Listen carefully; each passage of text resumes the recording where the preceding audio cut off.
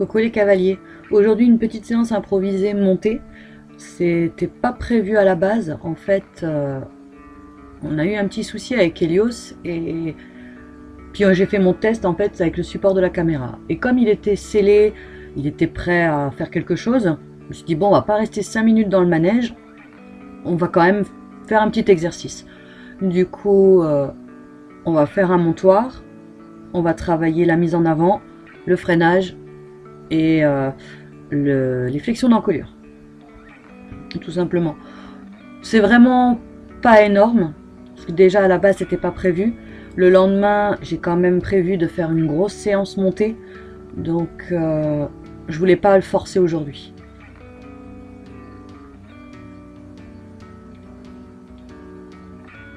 Donc un montoir toujours un peu mouvementé avec lui, hein, bien entendu. En fait, ce qui s'est passé, c'est que ça faisait 3 nuits que Helios ne faisait pas de crottin. Donc il était auprès toute la journée. On s'est dit effectivement qu'il devait en faire la journée, mais il n'en faisait pas du tout la nuit. Et on a commencé à s'inquiéter. Il n'est pas plus en mauvaise forme que ça, hein. On voit, il est bien, il est debout, il est en forme, il est réactif. Le seul truc, c'est que voilà, il faisait rien la nuit. Donc j'ai appelé ma future vétérinaire, qui m'a conseillé de le faire travailler, de voir si effectivement il faisait un crottin ou pas.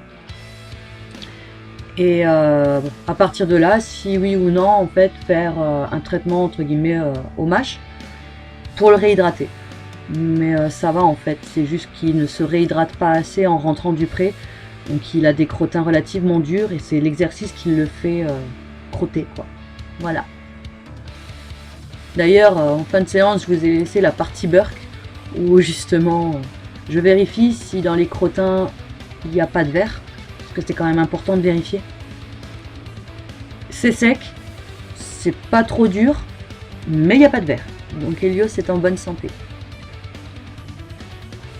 Donc voilà, il réagit plutôt bien. Ça fait quand même un moment qu'il n'avait pas été monté de par son excitation, déjà de base. Je mettais du poids dans l'étrier, c'était limite s'il ne se cabrait pas, donc j'ai vite abandonné l'affaire. Et là, ça fait presque un bon mois maintenant qu'il n'a pas été monté.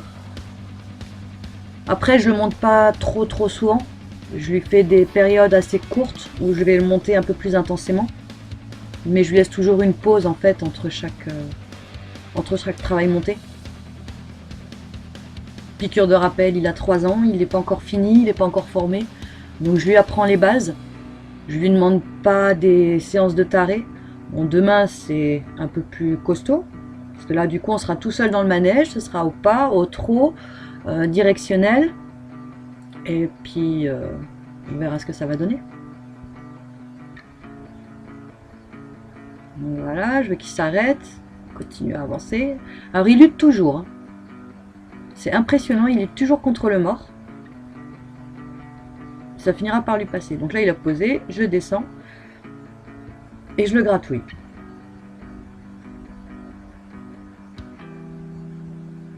Donc du coup je vais lui refaire un montoir des deux côtés. On va se rapprocher un petit peu parce que on est loin. On est très loin. Et comme j'ai qu'une seule caméra qui tourne, puisque l'autre était en mode d'essai pour le support à canne.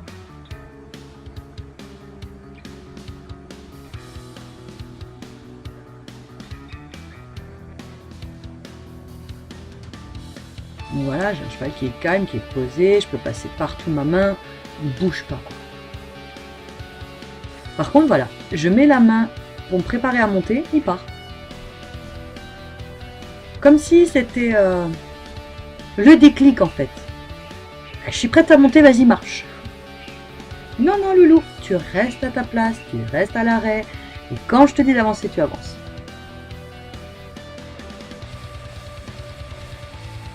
Voilà, je monte toujours en douceur avec lui parce que la dernière fois que je suis montée normalement, j'ai fait un vol plané. Dans la séance où je me suis incrustée dans le cours. Du coup, j'y vais par étapes. Je mets le pied à l'étrier, je me mets en équilibre et après je passe la jambe. S'il reste tranquille, c'est nickel. Après, je suis pas sûre que je sois plus en sécurité, en équilibre sur l'étrier. Hein.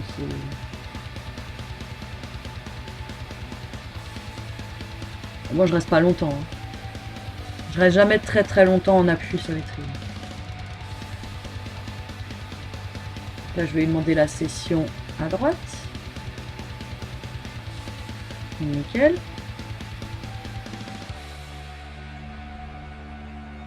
Et la session à gauche. Un peu plus de mal pour le coup.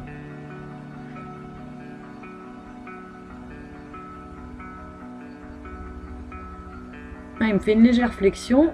Du coup, je relâche, je gratouille et je redemande. J'aurais pas une aussi belle flexion qu'à droite. Mais bon, je sais très bien qu'il y a toujours un des deux côtés qui veut pas. Hein. Ou moins bien. Donc voilà. Hop.